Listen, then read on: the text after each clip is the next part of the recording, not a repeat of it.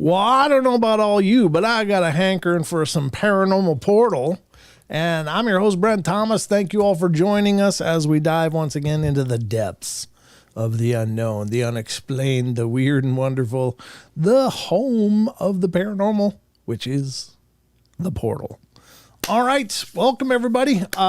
This is the last scheduled live show for a couple weeks. So just so you know, if you're looking on Friday, Saturday, or next Wednesday, Friday, Saturday, there aren't going to be any scheduled shows. Hold on. But it's because my laundry list is swamped for the next couple weeks. I'm all over the map. So I won't be here for scheduled streams, but I'll do impromptu streams. So if you're not already subscribed and hit the bell for the notifications, you might miss it. I will try to post to social media before I do it whenever I have opportunities, but I'm going to be busy, and Don's going to be busy because not only is he here right next to me, the big toe himself, Mr. Don Longbeard. How you doing, brother? Doing good. Is your mic on? Doing good. Yes, it's on. Okay. I believe it's on. Yeah, I can hear it. Check, check. 1, 2, 1, 2. Check out that hat. Speaking of checking, look at that. That's the new bucket hats. Bucket hat, yeah. Don got it all done in, and there you go. He looks pretty darn sexy in that, I gotta say. Yeah. Yeah. I'm told this is the one that suits me, so you know. Dope, Gilligan. Yeah, it looks nice. Yeah, thank you. And it's a nice light hat. It's good design. Yep. Yeah. Well, it's a great design, yeah. Yeah. There you go. That's the Paranormal Portal bucket hat that you'll find on Teespring if you check out our Teespring site. That's right. The link is in the description if you want to check out some Paranormal Portal gear of your own. A free bowl of soup with the hat. It's a bucket hat, not a bowl hat. It's not a bowler. It's a line from Caddyshack. Oh, yeah. That's right. Yep. That's a nice hat. Come with a free bowl of soup. Yeah, Rodney Dangerfield, yeah.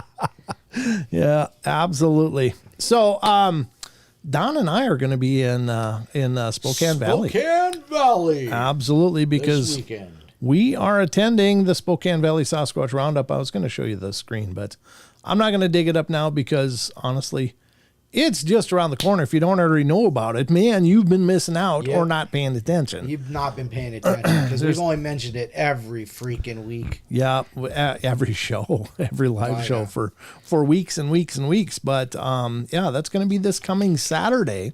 Sheldon will be flying in tomorrow night.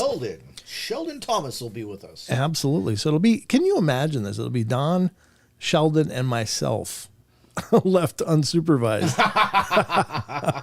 That's not a good mix. It's not a good mix. That's not a good mix. No, we're going to have a great time. We're going to be hanging out with the likes of Dr. Jeff Meldrum, Cliff Barrickman, Ken Gerhard, Michael Freeman, son of Paul Freeman, Charles Howard Johnson, and it's just going to be epic. And special thanks again to Extreme Expeditions Northwest LLC, Mr. Stephen Major.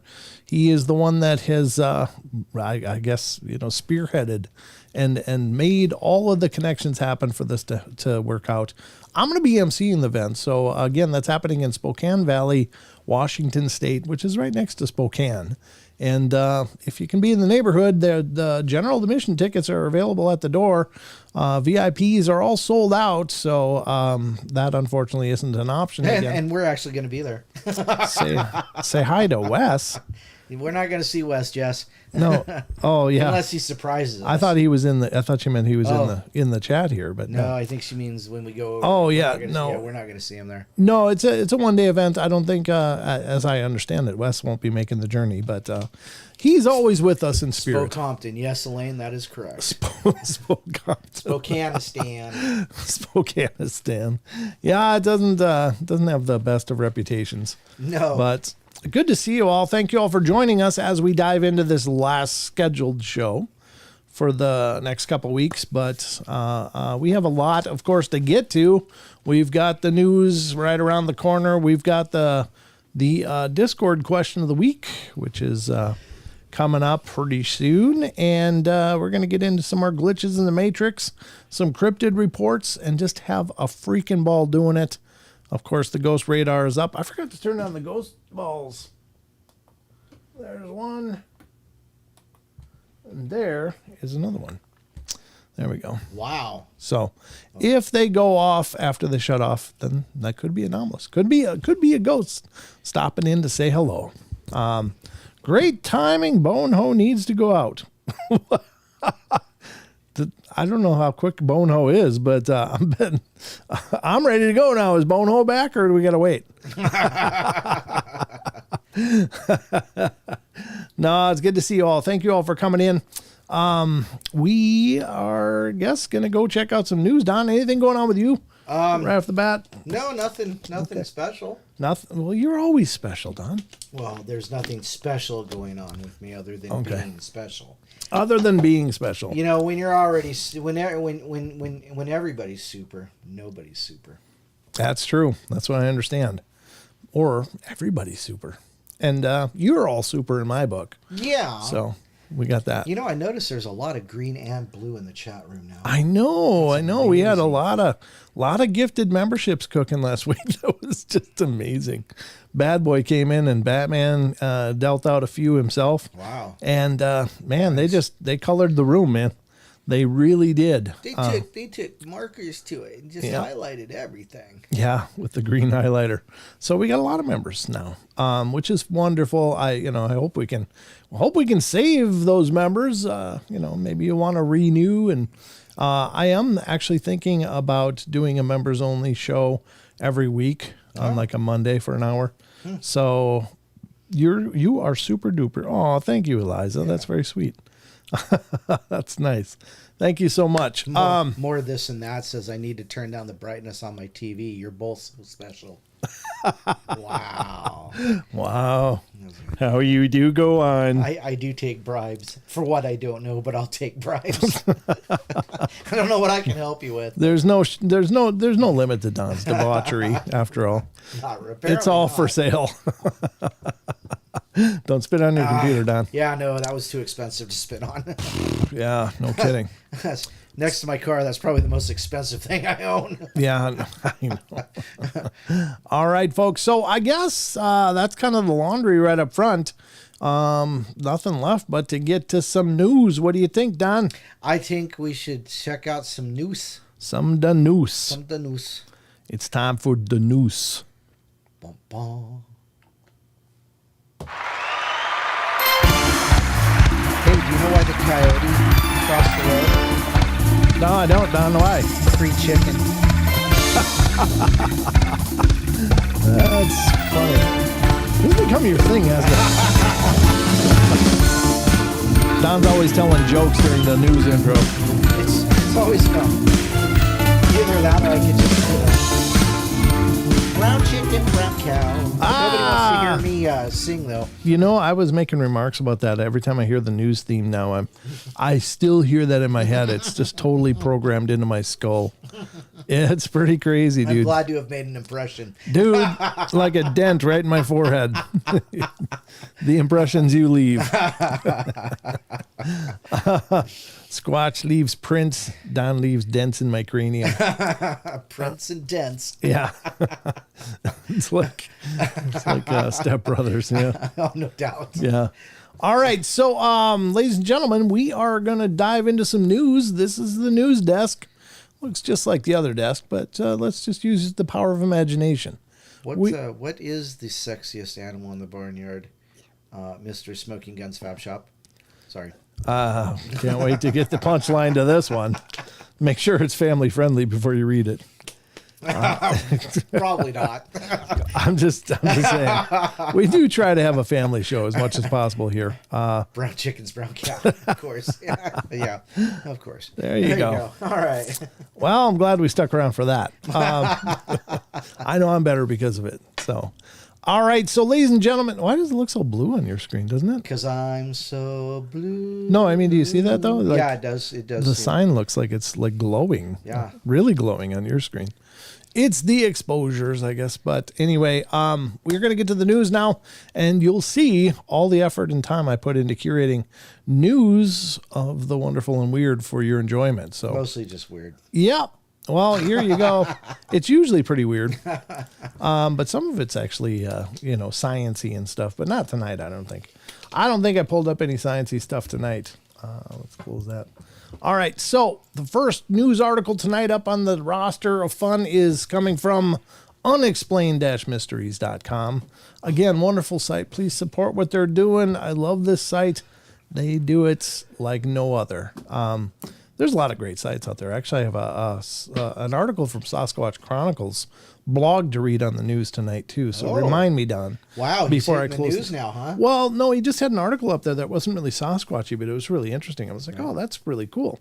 And I think it's one that, many people will appreciate. Oh, there you go. So unexplained-mysteries.com brings us the first news article of the night.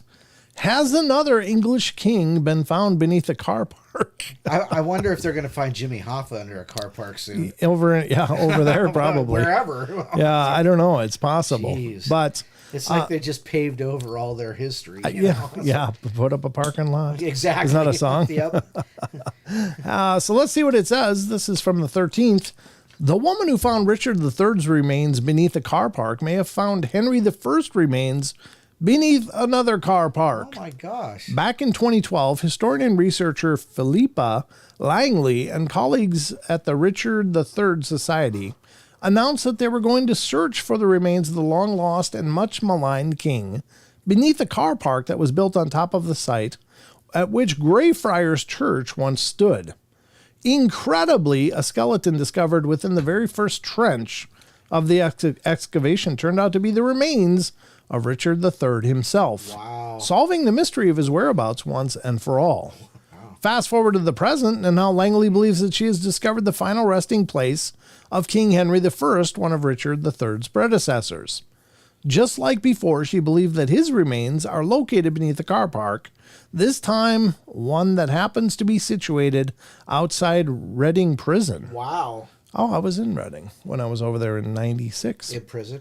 No, just in Reading, the town. Oh, okay. I didn't visit the prison. Bizarrely, a survey of the area has the letter K marked in it. There are powerful arguments for the location of the king's grave here, she told the Mail Online. It is therefore my contention that not only do we have another king in the car park in Reading, but that K is for king. She is now attempting to raise enough funds to carry out an excavation of the site.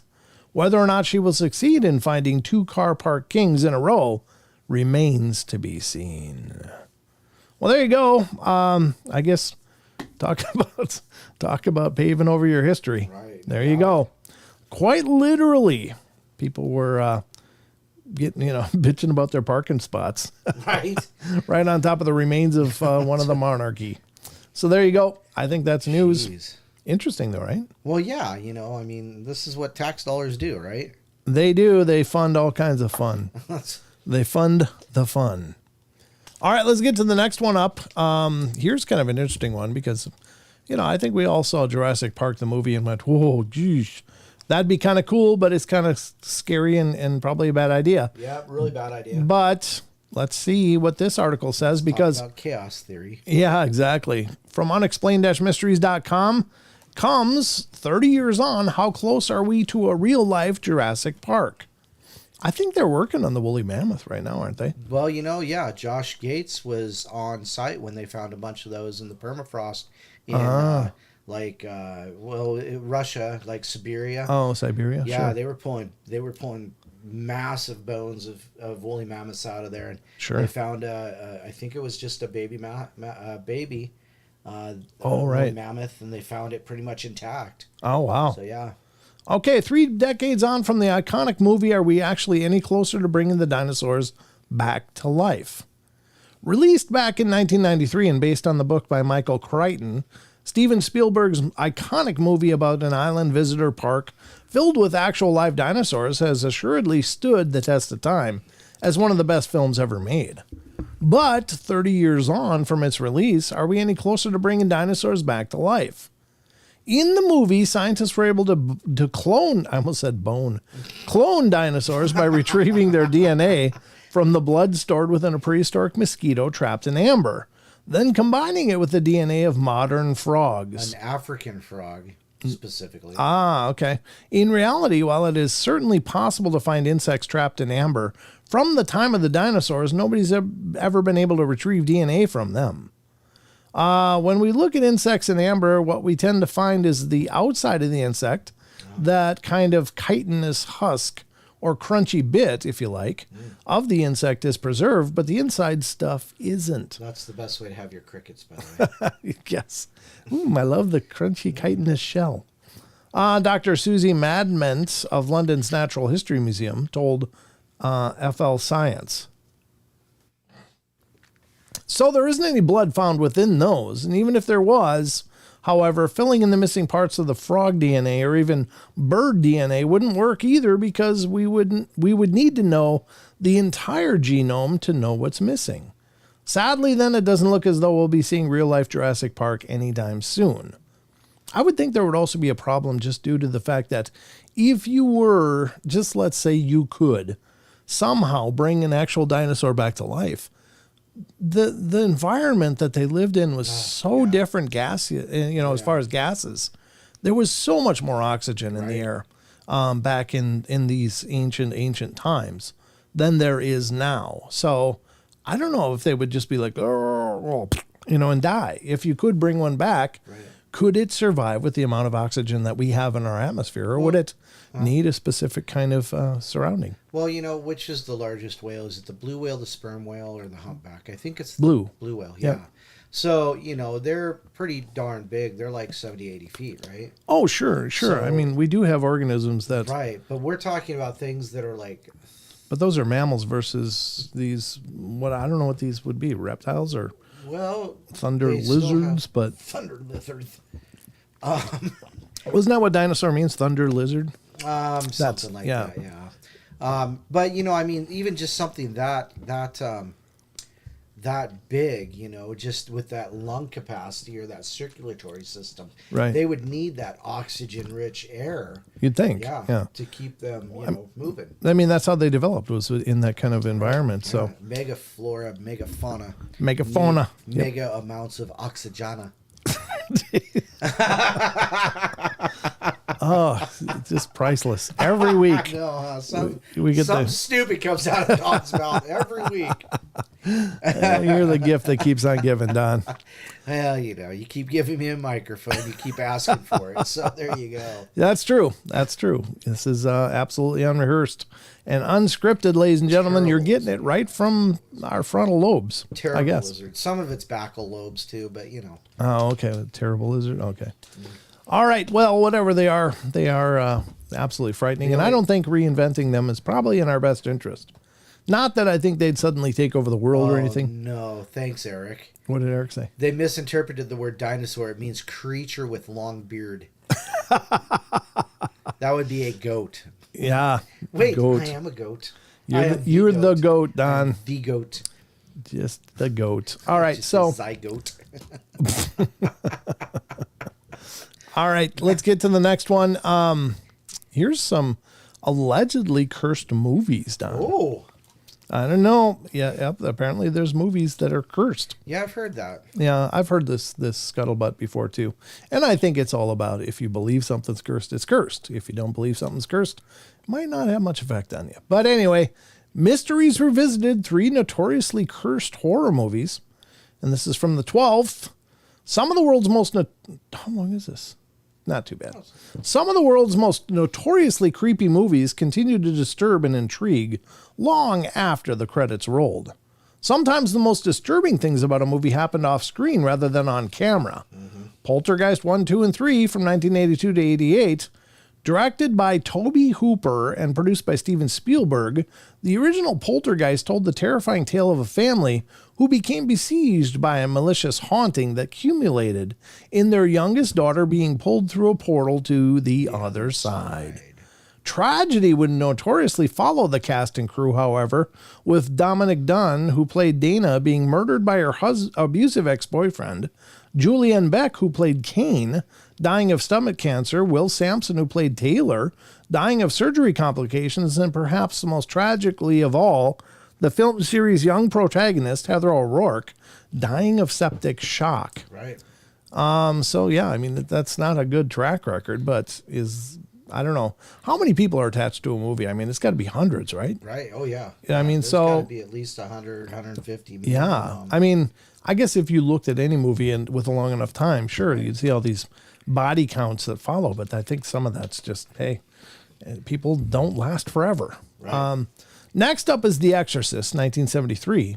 When it was released, the original Exorcist was so terrifying that some unsuspected cinema goers ended up passing out in the theater. Things didn't go much better behind the cameras either. When shooting began in 1972, a fire tore through the set of Regan McNeil's home, causing extensive damage. In a particular twist, the room used for the actual exorcism scenes escaped unscathed. Wow, that is creepy. Yeah. Actors Jack McGowan and Vasiliki Maliaros both died shortly after filming had wrapped, and both Linda Blair and Max von Sydow suffered the loss of close family members during the shooting. Yep. Jason Miller's son nearly died in a motorcycle accident, with several actors were injured on set. There is even a story of a lightning strike striking a church opposite the cinema where the film was showing. Wow. Well, I mean, that's the law of averages. It wasn't just one theater it was showing at, though. Right, true. It's all over the nation. So, The Omen is next. This is actually, The Omen was one of my favorite movies as far as horror goes as a younger person. 1976, another supernatural horror classic. The Omen followed the story of Damien, a seemingly innocuous young boy who just happened to be the son of Satan himself. A mere 2 months before filming started, the son of actor Gregory Peck shot himself. Oh, I remember hearing about that. And then when Peck was flying to London in September, his plane was struck by lightning. The same thing happened to executive producer Mace Neufeld. A few weeks later, then producer Harvey Bernard narrowly avoided being struck by lightning while filming in Rome. The devil was at work, and he didn't want that film made, he said. An animal handler who worked on the crazy baboon scene was mauled by a tiger shortly after filming wrapped on Friday the 13th.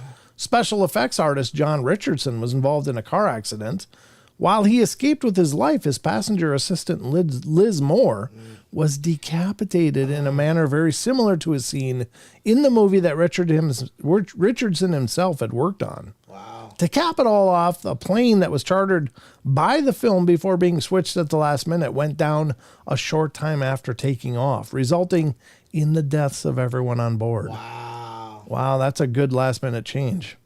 Not for the rest of the people that didn't change, but yeah, that's pretty tragic. Wow.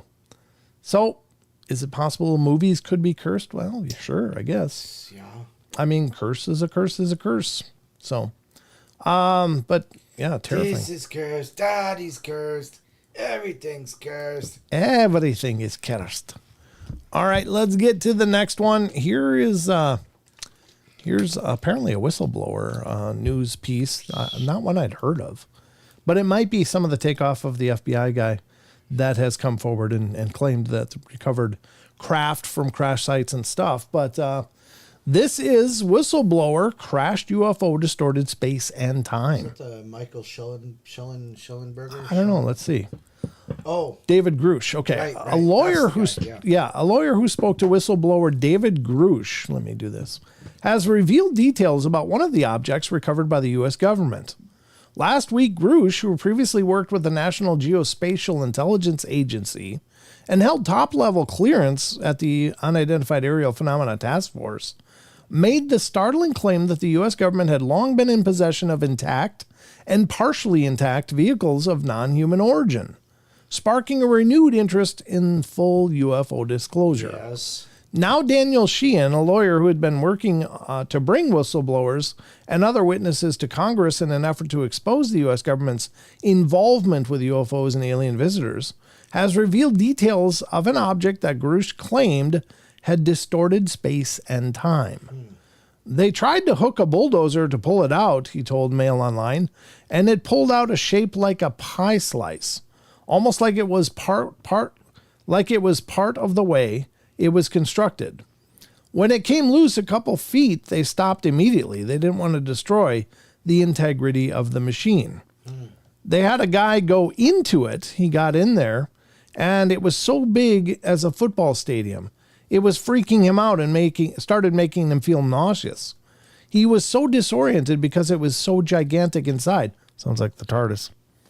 It was the size of a football stadium, while the outside was only about 30 feet in diameter. Wow. He staggered back out after being in there a couple of minutes, and outside it was 4 hours later. Wow. There was all kinds of time distortion and space distortion. Wow. So a couple of minutes turned into 4 hours. Yeah, so it was definitely like Alibaba's hut. Yeah. Whoa. Yeah, that's crazy. It is. So you go, it's only 30 feet around, but you go in and it's the size of a stadium. Yeah, that's wild. Imagine what is in there. I mean, what kind of a Pandora's box would that be for one of us to walk into? It's like, well, yeah, like, okay, I'm all the way out of my pay grade. Yeah, no doubt. Follow it like Alice in Wonderland. You'd be Yeah. like, oh. Yeah, exactly. Oh. Drink me. Sweetly. So anyway, there you go. That's another piece of news. A piece, ba-dum-bum. Yeah. Thank you. All right. So we're going to go to the Sasquatch Chronicles article now because it's still the news. And here we go. This is an article from Sasquatch Chronicles blog, and I encourage you guys to check it out. We'll revisit it again later in the show, but wanted to bring this to your attention because I was just reading parts of it before the show, and I was like, wow, that's incredible. So what am I talking about? Well, I'm talking about this. Sasquatch Chronicles blog, June 11th, Creepy Raven Speaking. The brain of the common raven is among the largest of any bird species. Specifically, their hyperpallium, is large for a bird. They display ability in problem solving as well as other cognitive processes, such as imitation and insight. Linguist Derek Bickerton, building on the work of biologist Bernd Heinrich, has argued that ravens are one of only 4 animals, the others being bees, ants, and humans, who have a demonstrated displacement, the capacity to communicate about objects or events that are distant in space or time. Subadult ravens roost together at night, but usually forage alone during the day. However, when one discovers a large carcass guarded by a pair of adult ravens, the unmated raven will return to the roost and communicate the find. The following day, a flock of unmated ravens will fly to the carcass and chase off the adults. Bickerton argues that the advent of linguistic displacement was perhaps the most important event in the evolution of human language, and that ravens are the only other vertebrates to share with humans. One experiment designed to evaluate insight and problem-solving ability involved a piece of meat attached to a string hanging from a perch. To reach the food, the bird needed to stand on the perch, pull the string up a little at a time, and then step on the loops to gradually shorten the string. Sure. 4 or 5 common ravens eventually succeeded, 4 of 5, and the transition from no success, ignoring the food or merely yanking at the string, to constant reliable access, pulling up the meat, occurred with no demonstrable trial or error learning. This supports the hypothesis that common ravens are inventors, implying that they can solve problems. Many of the feats of common ravens were formerly argued to be stereotyped, innate behavior, but it now has been established that their aptitudes for solving problems, individually and learning from each other, reflect a flexible capacity for intelligent insight, unusual among non-human animals. Another experiment showed that some common ravens could intentionally deceive their conspecifics. What is that? Conspecifics? That's a good word. I don't know. I have no idea what that means. A study published in 2011 found that ravens can recognize when they are given an unfair trade during reciprocal interactions, with conspecifics, or humans, retaining memory of the interaction for a prolonged period of time. Birds that were given a fair trade by experimenters were found to prefer interacting with those experimenters compared with those that did not. Furthermore, ravens in the wild have also been observed to stop cooperating with other ravens if they observe them cheating during group tasks. Common ravens have been observed calling wolves to the site of dead animals. The wolves open the carcass, leaving the scraps more accessible to the birds. They watch where other common ravens bury their food and remember the locations of each other's food caches, so they can steal from them. Little bastard. Yeah. This type of theft occurs so regularly that common ravens will fly extra distances from a food source to find better hiding places for food. They've also been observed pretending to make a cache without actually depositing the food. God, that's intelligent. Presumably to confuse onlookers. Right. Common ravens are known to steal and cache shiny objects, such as pebbles, pieces of metal, and golf balls. One theory is that they hoard shiny objects to impress other ravens. Other research indicates that juveniles are deeply curious about all new things and that common ravens retain an attraction to bright, round objects based on their similarity to bird eggs. Mature birds lose their interest in the unusual and become highly neophobic. The first large-scale assessment of ravens' cognitive abilities suggests that by 4 months of age, ravens do about as well as adult chimps and orangutans on tests of casual reasoning, social learning, theory of mind, etc. So ravens are no joke. I mean, these birds are brilliant. Right, Don? I wish I was a bird. You need to get in touch with your inner raven. Yeah, well. So there you go. I thought that was a really fantastic article. Very, very compelling. That's awesome. Yeah. Conspecific, of or belonging to the same species. Oh, okay. Specific. They could have just said other ravens. Other ravens. Don't have to get all wordy. Oh, I didn't have to. God, I got scared there for a minute. I know. You know, I used to try to read Rolling Stone magazine when I was younger, and I gave up because they kept using such vocabulary that it was like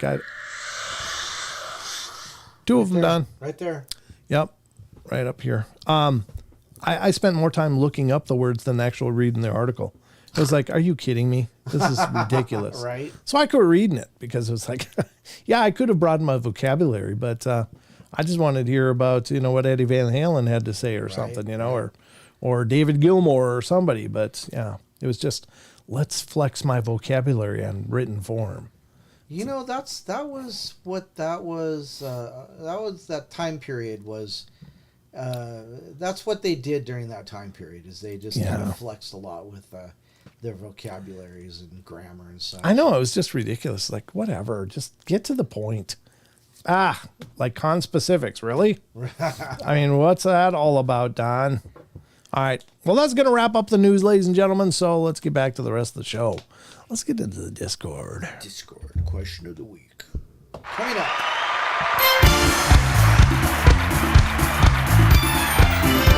Sweater. That's good. Oh.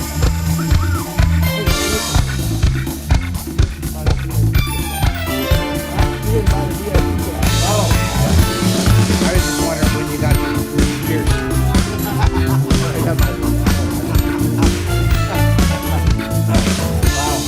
Wow. You went there. Yeah, there we go. Wow, you just missed the show. Well, they heard it. I forgot to mute the lines. So you usually do during that. They heard all about it as I was peeling off my shirt, my sweater. You know, I went full upper nudity here. Arch guard. Don, unfortunately, took a gander, and he'll never be the same. Looked over, I was like, "What the hell? Oh my gosh!" All right. Why are there Band-Aids there? Those are pasties. Those are my pasties, Don. Nice. Not Band-Aids. It's just, what the hell? Yeah, it's an OF. Yeah. You just turned into an OF show. Welcome to the OnlyFans segment of our show. Don's going to table dance right now. Wow. Do you want to keep your audience? Yeah, I want to keep monetization. No. All right. Well, welcome back, ladies and gentlemen. That was the news. Hopefully you learned something you didn't know and are leaving with... Ravens, they're smart. Well, they are, aren't they? They're smart fellers. They are. God, I'm steamy all of a sudden. Jesus. Wow. I'm getting hot flashes, Don. Do guys get hot flashes? Yeah, what the I hell? say so. Yeah, I say yes. I feel like I'm getting one right now. Getting all hot and steamy. Sorry, folks. It's been really cold. It went from like summer temperatures to like spring, early spring, right? Today? Well, it kind of went from like, summer temperatures to like late fall. Yeah, it just got really cold and rainy today. And it's fine, but it's just kind of a shock. Actually, it's supposed to be like this for the next week. Oh, and then we're supposed to get it back up into the 80s, which means it's going to be muggy as a bastard. Yeah, well, we can handle a little bit of that. Hey, Lucifer, good to see you, brother. Don, you want to do shout-outs? Hey, everybody, how you doing? Oh, that's not what you meant? No, that was going a little more robust version of shout-outs. Oh, well, okay. Or we actually say hi to the people. Wow, oh, okay, specific people. Yeah. Right, like Paranormal Portal. Yeah, the chatters. How the hell are you? All right, so start chatting if you want to shout out, because I'm starting now. Aggravated Progressive, how you doing? Batman, Chucky Dangers here. Chucky. Elaine Clifford, yes. Spokanistan, yes. Oh, just Spokompton. Spokompton's horrible too. Grumpy Owl says Lethbridge is just as bad. Ooh. Issue Reloaded. There's Jess. Hi, Jessica Mink. John Stevenson. K-Love. Oh, hi, Karen. How you been? Haven't seen you in a while. Lucifer has joined us. More of this and that. Nathan Nate. Pay the Piper. RJ Windwalker. Rachel gets it right. Rick's here. Smoking Guns Fab Shop. Yes, he tells jokes too, or at least they tell jokes. Sugar Britches. Unknown. The Fourth Color. And Wizard Moon. That's a new name to me, Wizard Moon. Jody just popped in. How you doing, Jody? There you go. That's all I see. Is Mom here today? Mom was here earlier, so she's there listening. Okay. Hi, Mom. Hi, Mom. So there you go. There's the shout-outs. Chris Cirque just came in. Oh, Chris, yeah. Yep, Chris. Chris and backwards Chris. Yep. It He looks can be like Chris Cirque. or he can be Crash. Anyhow, so there you go. All right. Well, thank you all for being here. It's great to see you all. We're going to get into the next segment of our show, which is a fun segment. I don't even know that app. Eliza Rose Gilner. Eliza Rose Gilner. Yeah, she was the guest on the podcast. Oh, yeah. Yep. Yeah. Celtic Thorn Rose. Yes, there you go. Yep. There we go. I gotta open Discord. My computer restarted last night. It must have updated or something. Or somebody just kind of walked in and went, let's screw it with Brent. Well, in this studio, it wouldn't surprise me a whole bunch, but they're not throwing your curtains on the floor anymore. no, I've Or at got them least pretty well recently. secured. Yeah. No, I didn't like that much because it's kind of a pain in the tail to get them back up. But I'm launching the Discord because, ladies and gentlemen, we are going to now dive into, as soon as it launches. Where is it? I don't know. I don't know either. Oh, here it comes. Oh, you totally. Oh, okay. Yeah, it's just I didn't know. Wizard Moon 13 says just started chatting, long time listener. Oh, very cool. Lurker like a Merkel. Tony Merkel, yeah, Tony Merkel, the lurker. of the confessionals. Yeah, Tony used to hang out in here once in a while. He still probably He does. Yeah, yeah, I'm sure he still does from time to time. Calls in. It's always good to hear from him, or Wes will come in from time to time as well. Update your When they're slumming, I didn't see how the other half live. We're asking to update unique user discriminators. You can update yours now. I'll do this later. All right. Okay, we'll remind you. Thank you. Please don't. Yeah, I don't need the reminder right now. Streamer mode is enabled. There we go. All right, so ladies and gentlemen, we're going to get to the Discord question of the week. There it is. Good. I got to get it all lined up. Here we go. How many answers? Those guys are too highbrow for us, Nathan. Nate. Yeah. Who's that? The Chronicles and Confessionals. Oh no, Wes is I think more often than not he's out there watching, but he doesn't always chat. Too good for us. Not too good at all. Right. That's all right. They've been nothing but dear friends. Wow. All right, ladies and gentlemen, it is time for question of the week. You know, we should get my buddy Brandon in here to do that. He's a death metal singer. Yeah. No, it's okay. Never mind. I like my ears. Exactly. Yep. And you know, as much as I appreciate his talent and gift for what he does, yeah, we'll just keep it in house. All right, ladies and gentlemen, this is a segment of the show where, yes, we have a Discord channel, and if you'd like to become involved in that, you can do that by going to I'm trying to type it as I'm saying it. https://discord.gg/paranormal portal. And you can become a member to join the Discord. Jesus. I swear to God, there's two buttons I use most on my keyboard. One is the space bar and the other is backspace to fix all my screw ups. Is that why they're all worn out over there? Yeah, you can actually, yeah. New caps. There's a lot of shift going on there. Hey, little spider. Hey, that's okay. Don't be afraid. I like those little jumping spiders. There's a bunch of them in this house, but I think they're kind of cool. Discord is our community, of course, where you're welcome to come join and continue, basically like the YouTube chat, but it's just going 24/7, and it's always available. And as you can see, were the balls going off? Somebody said the balls were going off. Oh, really? Balls going off? Oh, really? Was a question though. Oh, were they going off, or did I miss it? Oh no, they were going off. They were. Okay. Yeah, they were going off. Wow. Yep. Okay. Well, someone's swinging by, I guess. Somebody's swinging. Oh, it was about a minute ago. Okay. I didn't see that at all. Yeah. No, I mean, they're not going off now, but apparently if we were to watch the replays, we would see it about a minute ago. Oh, yeah, are you? You checking it out? Oh, yeah. Don likes to screen for balls. Jesus Christ. Don likes to have the balls screened every once in a while. Gently, please. Gently. Could you warm your hands first? All right. So here is the Discord community, ladies and gentlemen. Jaron says body swinging. I just came into something weird. Well, duh. Yeah, you came into the show, Jaron. Anytime you enter, we cannot be held responsible for anything you might hear.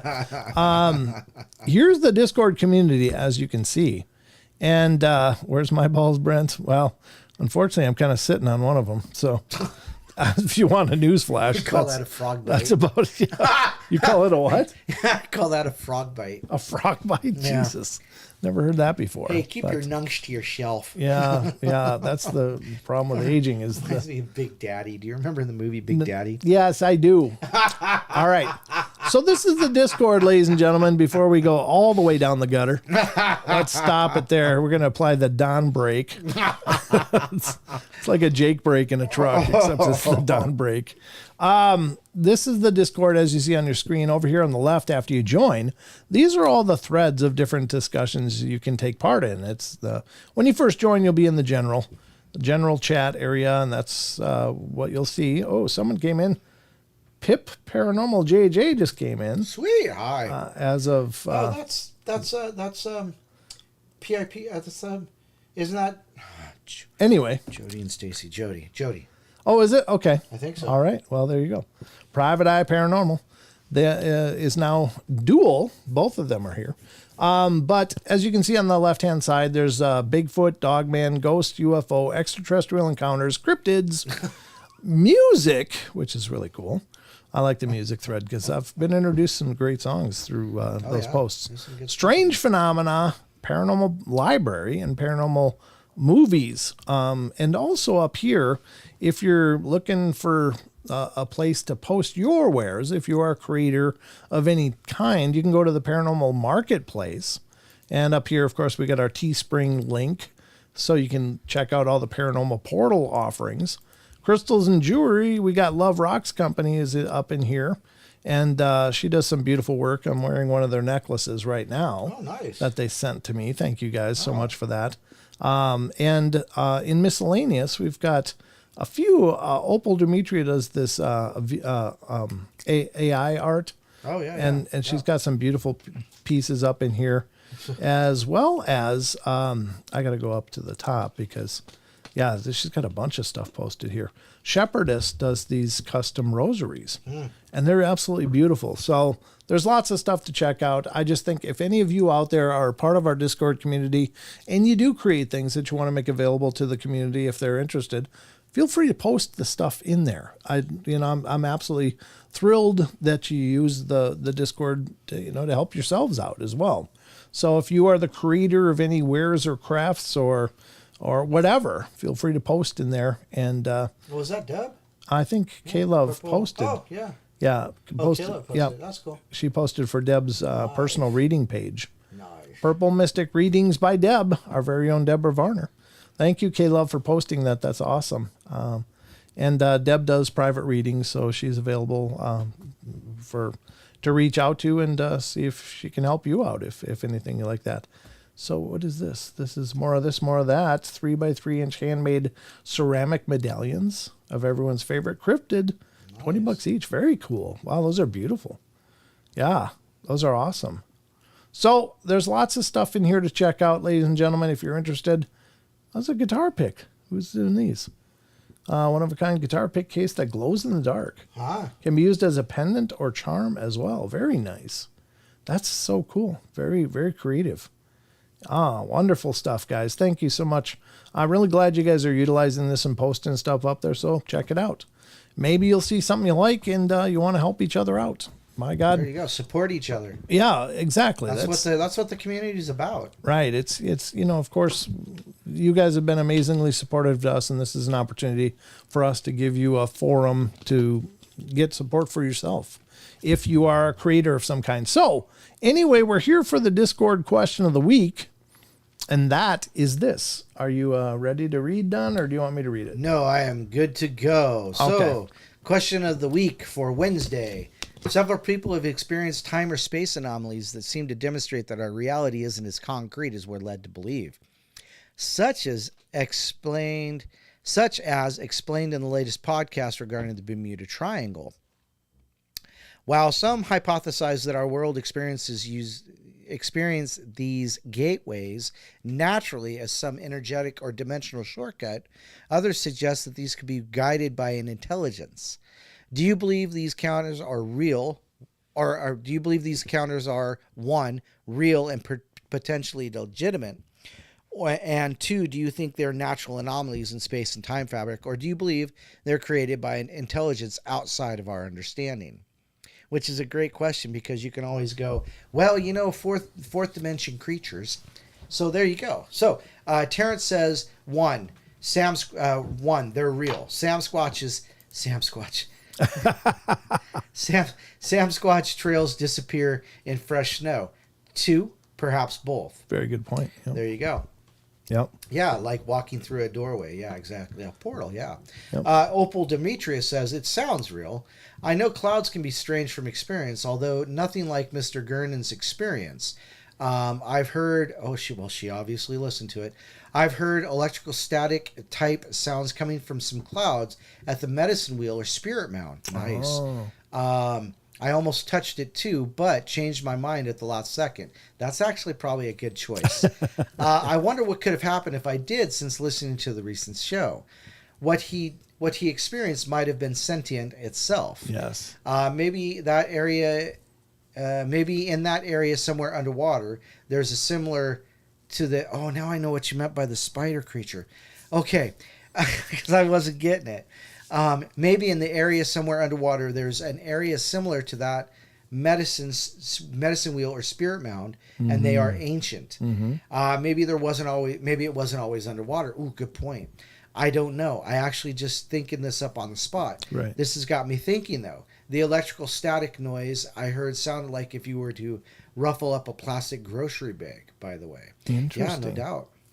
Can I just interject here for a second? Because when I was long before, when I was still working in corrections, I worked with a lieutenant who was telling me that when he was a teenager, he was, he was much older than me at that time. So he was probably my age now. So he was a good 10, 15 years older than me. But he was telling me when he was a teenager, he and his friends were leaving a movie in the downtown area and were walking home to his home.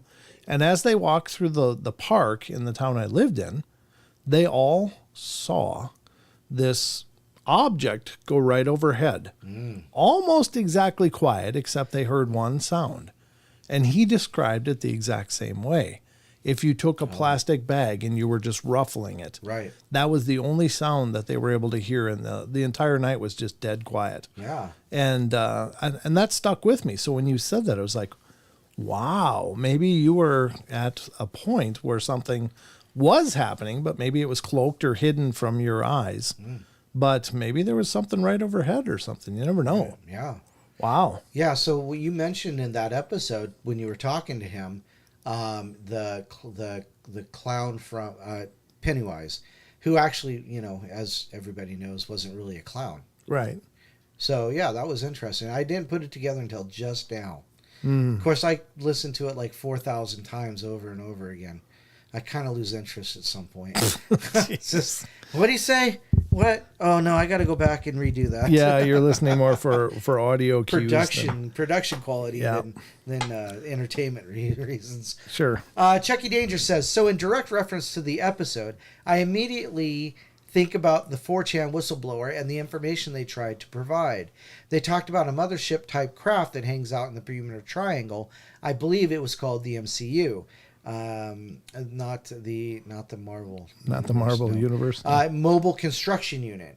It is apparently very defensive about its immediate vicinity in the airspace and with shipping lanes. So with that in mind, it could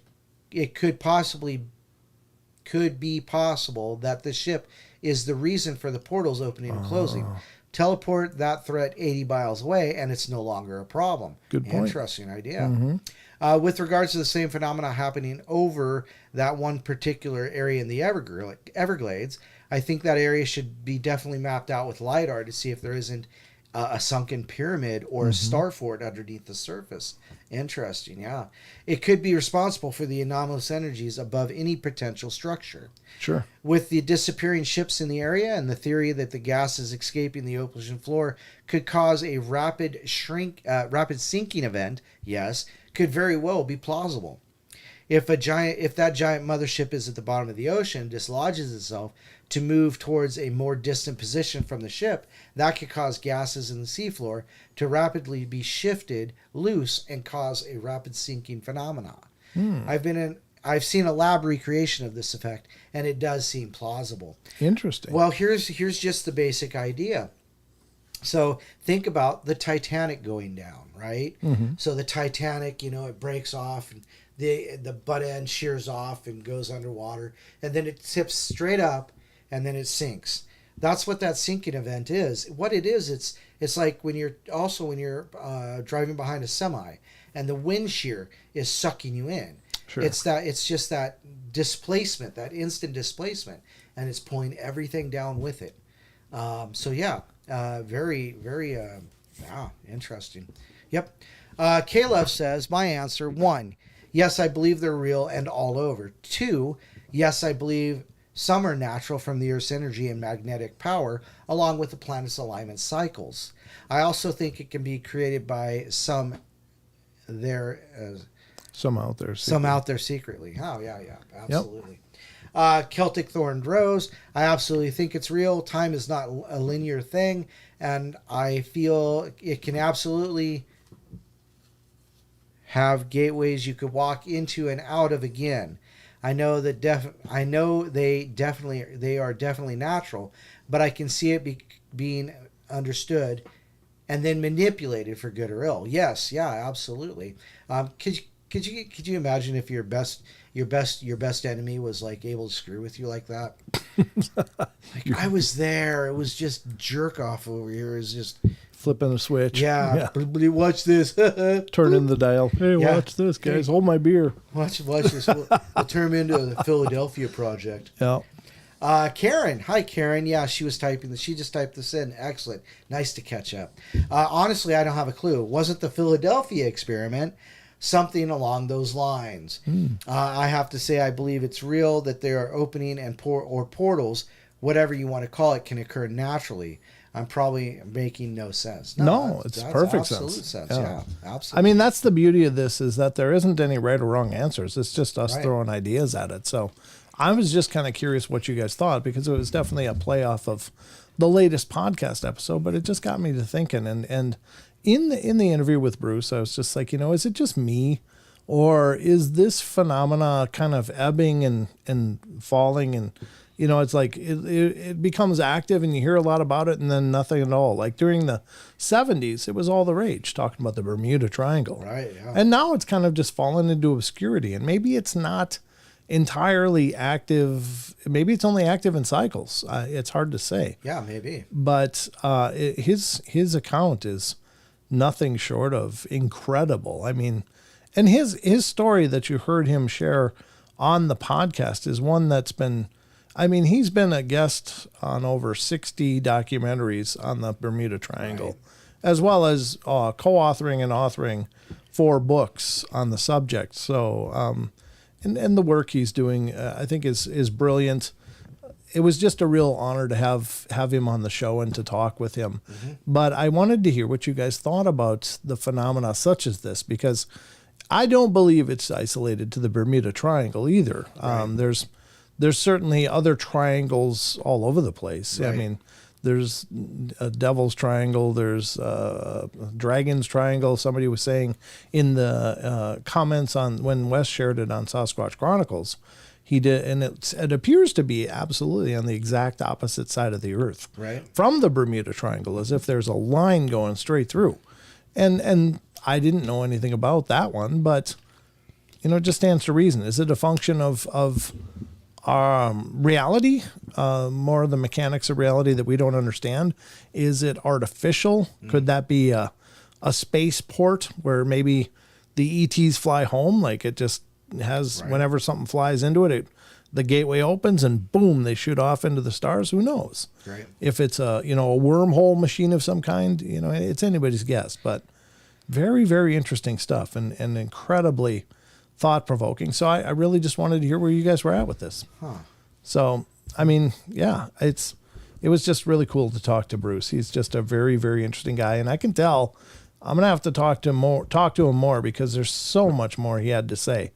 But in the spirit of trying to make it fit in an episode, that's where we cut for this time. But I'll definitely be talking to him again because I want to pick his brain more about this stuff.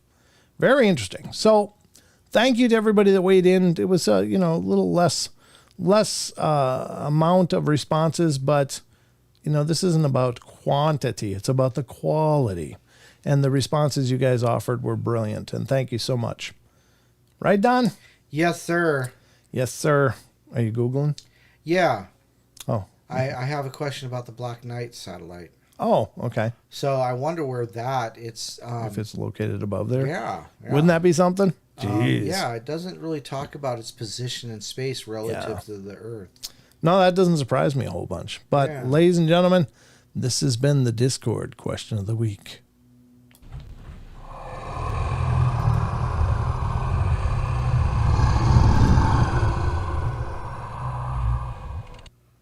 All right, ladies and gentlemen, you know what else I forgot? I forgot to connect the phones. Oh, goodness, yeah. Yeah, I'm just on a roll. Jeez.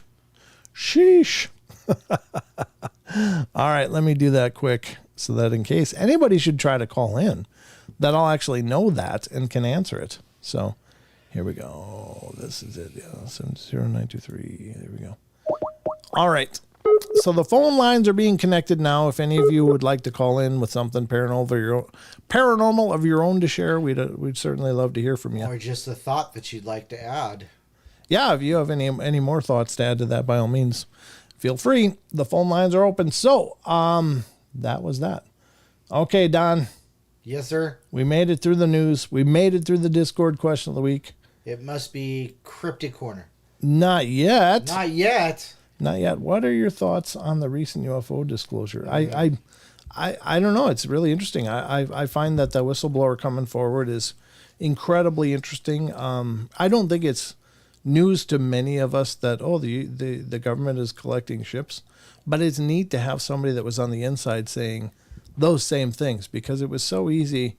Even let's take, for example, the latest incident, and Don and I were just listening to it, and we of course covered it on the show in the news, but of the Las Vegas incident. And you can still see the news anchors, so apparently there was a UFO, and that tongue-in-cheek kind of response.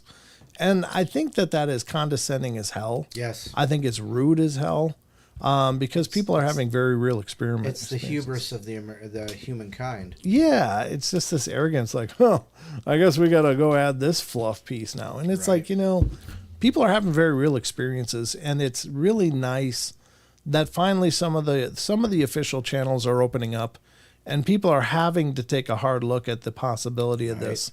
Whereas before it would have been just snickered off or chuckled off, and they would have just thrown it in there as a fluff piece, as like a placeholder. Right. And now it's actually becoming news. So I like that it's becoming news, but I don't think any of us in the actual that are believers or knowers really need it.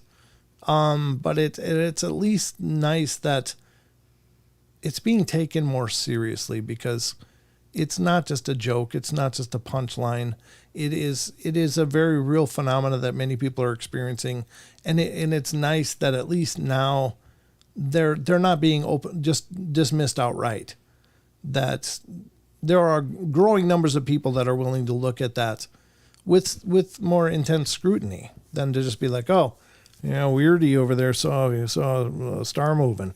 Well, there's something going on out there, folks, and I think we all know that. So I'm encouraged by it. I don't think that we can ever count on the government opening the books, so to speak. It's just there's just all they have to do is national security. It's a matter of national security, right?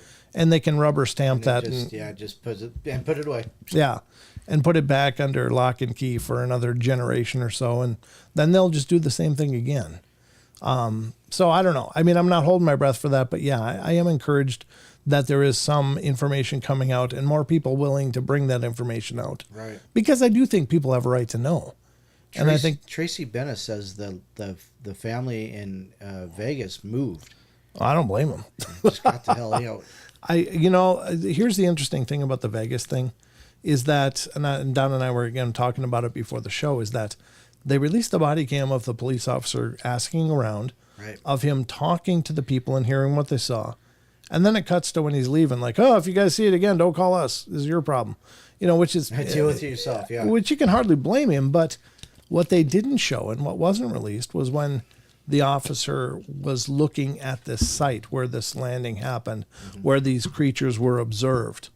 And there's also claims coming in. There's a few claims going on right now that people noticed all these government SUVs driving around after this in this neighborhood, as well as some people are claiming to see an alien running around. So is there one that's still out there trying to avoid capture, or is it just, the hysteria of it is spreading and people just want to be a part of the story?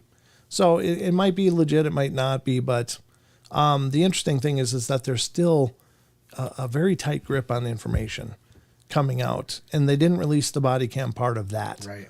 And so that to me is concerning. So it's release the whole damn video. Yeah. Not just the whole interview. Right. Absolutely. What did he see? What were the markings in the ground where this thing touched down, and were there any footsteps or footprints that these things left? Things like that. And why is Rachel Gets It Right such a deep thinker? I don't know. She says that crinkle sound might be the quantum foam being cleaved apart like the bow of an ocean-going ship cleaving through the water. Wow. Where does this inspiration come from? And why don't you share those magic things with me specifically? Whatever that is you're ingesting. Don wants your IQ juice. Yep. Is it come in a pill? That's what we're wondering. I'm hoping. So anyway, calling now, Android. I guess. Yep. Well, this isn't. I didn't. Oh, that's Jaren. Yeah, it looks like it is. Is this Jaren? Hello? Whoops. Did I mute? I thought I unmuted it. Did you mute or mute? I guess. Hello, are you there? Yeah, can you hear me? I can hear you now. How you doing? What's up, guys? How we going? Doing good, Jaren. What's up, bud? Jaren Daniels, ladies and gentlemen. And this is one of the team of Supernatural Station podcast. Welcome to the show, brother. Yeah, how's it going, guys? Good. Doing Thank good. you so much. So I just wanted to comment on this whole alien thing that happened in Vegas. What's weird is when I was in, just a quick comment, during Memorial Weekend, my brother and I went camping, just the two of us, up to our land that's literally like 20 miles from Skinwalker Ranch. Right. Uh-huh. And we were just hanging out up there, right? And during the day, we were walking through some land, and we found an old native burial ground. Ooh, wow, okay. And after that, and we knew it was true because it has like black sand around it, and there was like a cross on the rock, and there's some native symbols and all kinds of stuff. Uh-huh. And so after we saw that, we just kind of had a weird feeling. And later that night, we were just kind of hanging out by the campfire, and there was a barbecue that we had a little. I think it was like a salt shaker or something like that, and it was just on the top of it. Mm-hmm. And it was a flat surface, no wind, everything was looking good. All of a sudden, we're just sitting there, right, just chopping it up, having a good time. And the salt shaker just goes flying, like aggressively flying. Wow. Like 9 feet away from where it was on the barbecue. Ooh, that's a little creepy. So we got pretty freaked out. Yeah. Yeah. And then right after that, this is the weird part that's going to tie into this alien Vegas thing. There was this blue light that I saw, literally just like right in the sky, and it was a hazy day. So what happened is the blue light came down, and it literally looked the same as the one from Vegas, that the police officer saw on his cam. Mm-hmm. And when that happened, it went into the clouds, and it was like super hazy, so you couldn't really see like where it went, but you could sort of see like a shadow of it because it was hiding behind the clouds a little bit. Wow. And the light disappeared, just like the one in the Vegas footage. Uh-huh. And then it just hovered there for like 20 minutes. You could just see this sort of shadowy thing behind the cloud. Oh, and so, yeah. So me and my brother, like, literally, like, in Jesus' name, please be gone. I don't know what this is. In Jesus' name. And then it left. But I just wanted to comment on that because it literally looked the same as the one in Vegas. So it was pretty crazy to see. That is really crazy. Yeah, Don and I are really ramping up to try to come down there and check out that area too, brother. We kind of do want to, Definitely. Yeah. You guys got the invite, yeah, for All sure. Right. All right, very cool, brother. It's great to hear from you, and thank you for calling in, man. Yeah, you too. Thank you, guys. I'm still going to be on the chat, but hell yeah, you guys have a good one. All right, we'll talk to you later, brother. See ya. Actually, I am watching the backyard video right now. I see Nathan Nate just said they did release some footage of the backyard in Vegas. Look up on YouTube. Yeah. And thank you, Nathan Nate. Appreciate that. Yes, absolutely. All right, we're going to get to Android's call right now. And are you there, Android? Hello. You know how to work Hey, this? how's it going? Oh, there he guys? is. How Hey, you doing, good, bud? brother. How you doing? pretty good. I think there's like a 2-second delay, I think, when you answer, maybe is what's going on. Sure. Yeah, that happens. No worries. Yeah. But anyways, yeah, I kind of just tuned in the middle of you guys talking about that Vegas thing and figured it was good to call because I actually spoke to, briefly today, a very TV famous investigator about that case today, Ben Hansen. I'm sure you guys know who that is, right? Yeah, I recognize the name. Yeah. Yep. Yeah, he was the guy who did UFO Witness show on Discovery and Travel Channel. Okay. He has 2 seasons of that. He investigated a lot of the famous cases. He's an ex-FBI agent, and Yep. You'd probably recognize him. Ben, yeah, he was on like Paranormal he also Factor did Fake. Factor Fake like 10 years ago or something like that. Yeah. Yeah, he was actually just up in our area last year doing a documentary on UFOs because this area up here is a real hotbed for UFOs. Yeah, one of the episodes of UFO Witness, was right up there at Lake, I forget the name of the Ponderay. lake. Yep. Yeah, Ponderay. Yep. Anyways, I've been following this Las Vegas thing really, really closely. All over the internet, people were saying, "Oh, it's a hoax," blah blah blah, and then some people were saying, "Oh, well, it's disinformation campaign," because the news media was sensationalizing it. All the past week while this whole whistleblower thing came out, and they were doing it to distract from that. And I'm like, but I looked really deeply into this and was like going down the rabbit hole in this thing, man, because. Okay. I was like, what are the chances that this guy tries to pull a hoax the same right after a comet or a meteor comes down the sky? I mean, that's like a 1 in a billion chance. Right. I'm like, was he just sitting out there waiting for a meteor to come down before he called 911? Like, it didn't make any sense. Right. And so that was the one thing that like got me really intrigued, to look into this further. And so George Knapp on the local Las Vegas news, he did a story on it, and then he showed there's a neighbor who has, I don't know if you guys saw that video there's actually 2 videos from the Las Vegas 8 News, one from 6 days ago and one from 5 days ago. The one from 5 days ago, the second one, slightly more recent one, there's a clip he plays from a neighbor doorbell video camera. So, first they played the police body cam video showing it going down. Uh-huh. And then they show a video of a neighbor's doorbell camera, and it shows the illuminating light, there's something coming bright, and then this loud, crazy sound, it literally sounds like a spaceship from a sci-fi movie. It literally is wild sounding. And anyways, so, and this is not even from the family who reported this, this is somebody else's house that recorded that the same right before he called 911. So there's not only the police body cam corroborating video, but there's also the doorbell video in the same neighborhood that's corroborating. And then, obviously the 911 call, he sounds kind of freaked down there. Yeah. And then people were saying, he posted on YouTube, he's trying to, go viral. Well, if you look at his YouTube account, which does say Alien Society 51. Mm-hmm. There's no space in between Society 51. People are like, he's into aliens, it's a hoax.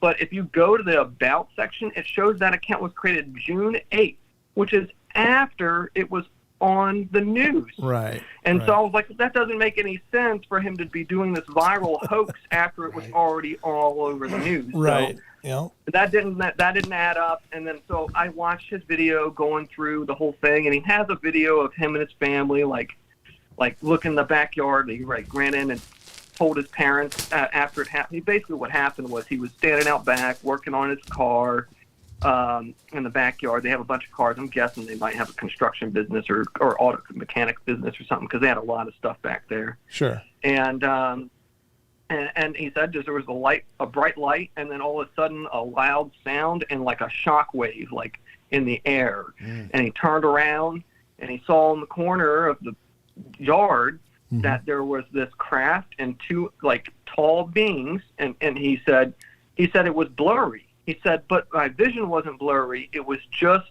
the corner of that yard that was blurry. And that really resonated with me when he said that, because I have a video of something I saw about a year ago that was an object in the sky, and I just had, like, recently, a couple months before that, gotten, a Samsung S23 Ultra with a 10 times optical zoom. So it's not a digital zoom, it's an optical zoom. It doesn't degrade the quality when you zoom in up to 10 times. It's just like you're right there, 10 times closer. Sure.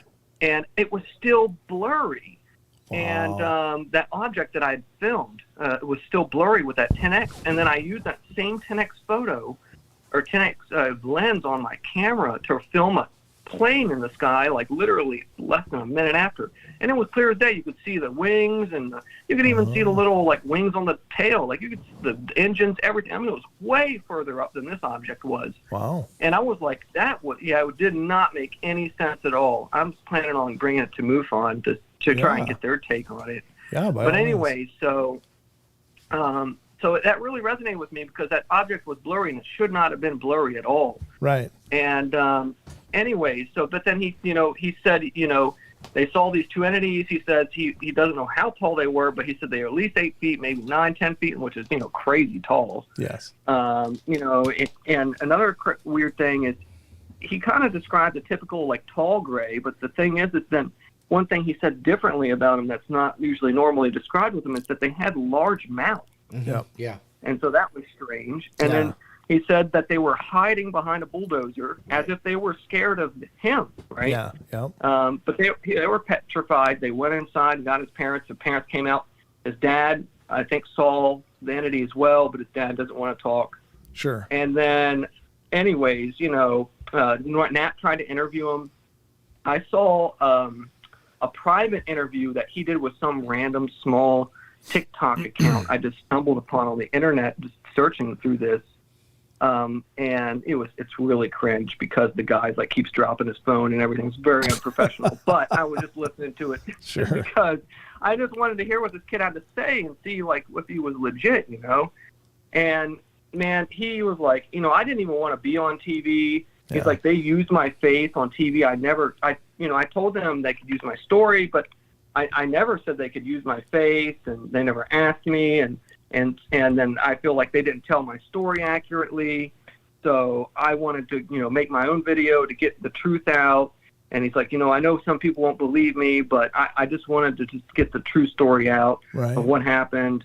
And, but anyways, there was this other journalist who originally reported on the story on May 23rd. And his name on YouTube is called The Doug Papa or something like that. And he has a podcast. He's an ex-cop. He's a small-time journalist. He's the one who originally picked up the story. Nobody's given him credit for it on national news, of course. Oh, sure. And he's been on this thing like white on rice, man. I mean, he's got so many video updates on it. He's got a video where he went and talked to the kid, and then the kid in the front yard of the house was like, got on the phone and called somebody immediately as soon as he was like, I want to talk to you and ask you some questions. And it was a lady on the phone. He had her on speakerphone, and she was like, can you run his tag for me? Or can you give me his license plate number? So this was some sort of law enforcement agent that he was calling when he showed up. And there's still no explanation of why he had a direct line to a law enforcement agent and why she was running his tags. Yeah. And then he also got video proof that there was a video camera that the police installed in the backyard to watch the backyard, and they won't clarify why. Yep. And but yeah, I sent it over to Ben Hansen because he was on News Nation 2 nights ago. So I emailed him a message of him saying, hey, I don't know if you've seen these videos because you didn't mention it in the newscast. And I sent him a couple videos, and he was like, yeah, I haven't seen that one. He said, that's really strange about the surveillance camera, because we've talked to the police and they denied putting up a camera. And he said, and it's not there anymore. And so I'm going to look into this further. I really appreciate it.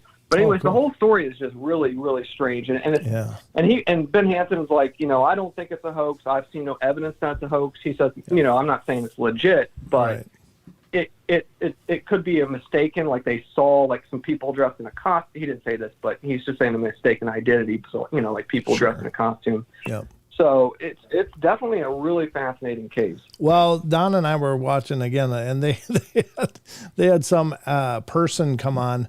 I was like, well, they probably just saw a raccoon, standing on a fence, or a coyote jumping over the fence, and that's why it looks so big. It's like, oh my God, you people! No, they are so desperate to try to explain this away or to make it nothing. Yep. And it's obviously clearly their motivation is to, no, it's nothing. Everything is fine. Go back to sleep. So right. It's just I think it's very likely to be legitimate, and I'm not 100% convinced, but I definitely 100% convinced it's not a hoax. I am convinced of that. Sure, yeah, and I think there's plenty of indicators to to suggest that this is a real event. What it was for sure, we don't know, but. Yep. What we can be pretty sure is that we're probably not going to get the whole story anytime soon. That's true. So, yep. But yeah, it's cool. Yeah, and I think his name is Ben Hansen, not Hampton. Yeah, Ben Hansen. Yeah. Oh, okay. It sounded like you were saying Hampton, and I'm like, I think it's Hansen. Okay. Oh no, sorry. No, it's fine. In my mouth. That was kind of funny. It's perfectly good, but yeah, I think that's really cool, and I'm glad that you've been in contact with him and help to push the narrative forward, because I'm sure he'll look into it pretty well. So, and likewise, if any updates happen, we'll be sure to put him on the show as well. But we'll all just be watching and waiting. But it's great to hear from you, brother. Yeah, you too, man. It's good to talk to you guys. It's just unfortunate that it happened the week that the whole whistleblower interview happened, because the people are just saying, oh, it's a disinformation campaign because of that. But I don't think it is. If it is, this kid needs an Oscar for his acting. Well, there's also been other things in the news that they want to deflect from too. So right, but I will say that if it was disinformation, they wouldn't release something that was it's right in line with the whistleblower. Right. I mean, he's whistleblowing about recovered alien craft, and then you've got apparently a touchdown with some creatures, and what seems like an embargo on information going on. So it really goes hand in hand with the other story. It doesn't draw attention away from it. If anything, I think it's making people more scrutinize this a lot closer. So if it is a disinformation, they're not very good at it. So they should do something about something else, like a new COVID strain or something like that. It's like, just to pull people out of the whole. Some other major world event. Yeah. Right. Something else that's totally unrelated, but to say that it's a cover up because the whistleblower stuff. No, I mean it's too similar. The themes are too similar, and they both kind of reinforce each other, in my opinion. Right. Yeah. They back each other up. Yeah. So very interesting though, brother. It's great to hear from you. And thank you so much for calling in, man. Yeah. Good to talk to you guys. Have a good night. You too, all right, bud. Take care, brother. RJ Windwalker says maybe I should call in about my dad's sighting. So by all means, absolutely. I mean, we love call-ins. It's our favorite thing of all is talking to you guys as experiencers. I mean, that's way above and beyond anything I can cover in article form here on the show. Right. I mean, I'm fine doing that, and I love doing that as well. But my real passion is talking to you guys about your experiences. So if you want to call in and share something, by all means, please do. The phone lines are open. If you do call in, just try to make a mention in the chat. So because I don't know, sometimes my field of vision is very focused on individual words rather than in the big picture. Right. The big picture. The big picture. Yeah. Project Bluebeam. Yes, Caleb. That's very good that's point. always something you got to have in the back of your mind. Is this actually a scare tactic, sure. Created by those who shall not be named. The Voldemorts. The alphabet soup agencies, things like that. So, it's a question you got to ask. So, yep. And we're all asking, folks, because we're all on the same journey of understanding, or at least trying to understand what the hell is going on here. So I think from here, we're probably just going to launch off into the... Actually, you might want to answer the phone. I might want to answer the phone. So let's do that. And this is from area code 432. You're on the air. Hello, this is RJ Windwalker. Hey, welcome to the show, man. It's great to hear from you. Hey, what's up, guys? about a couple years ago, my dad, he was taking off from where we live up to Lubbock, and just as he was getting towards Tahoka, off in the distance, he could see something. At first he thought it was like a big building or something that they were building out there, and once he got a little bit closer, he could see that it's an object. Ooh. But this thing had to been pretty big, what he was telling me, because from the distance of where these trees are, it was a little further back, and the only reason how you could tell that how big it was is that there was a little speck of a dust cloud, and on that speck was a tractor. Oh, jeez. Wow. So, and this was around about 3:00 in the afternoon. Wow. What part of the country is this in? What part of the I don't. Texas. This is Texas? Oh, Texas. Okay. Wow. So Yeah, and it was broad daylight. My dad's like waving his finger out and, trying to signal other cars to look off that way. And we kind of made fun of him for it because usually my dad's one of the ones that he wants to see it from a distance going the other way. Sure. And he went chasing after it. oh wow. So was it Yeah, it was flying, or was it on the ground, or what did it look what are we talking? It was floating pretty ways up. He said it was your typical disc shape, but the color of what it was like the bottom half was almost reflecting the ground beneath it. Wow. And the top part was it looked like almost like stainless steel, or whenever it's almost like a satin finish on it. Oh. That's incredible. Yeah. And it had a little bit of a crest in it, almost not really a wing, but almost like I don't know, like how you'd say a crest or something. And it freaked him out, and it's been on his mind since. And my dad is a welder and a fabricator, so he's planning on getting some steel and fabricating and welding this thing to where he can so we can actually see exactly what he saw. Oh. So how long ago was this? About almost 2 years ago. That's not that long. Okay. Wow. Yeah. And he's been trying to look up any information, seeing if anybody else, may have seen it on the road while he was going. Because Right. he said there was a bunch of cars, but he doesn't understand how he couldn't see it. And just when he was trying to reach for his phone to take a picture, it was like it leaked out of existence. Oh, wow. Yeah, that's what's crazy is that, and is that them traveling at a great speed, or is that them just hitting a switch Right. and making it so we I can't don't see know. them? Probably hitting the switch. They say, "Oh man, here comes this Indian. He sees us. It's close." That's good. Oh, that's awesome, brother. I think that's fascinating. And if he does actually fabricate something, I'd love to see a picture of what he fabricates Yeah. so I can understand it visually a little better, if you don't mind. Definitely.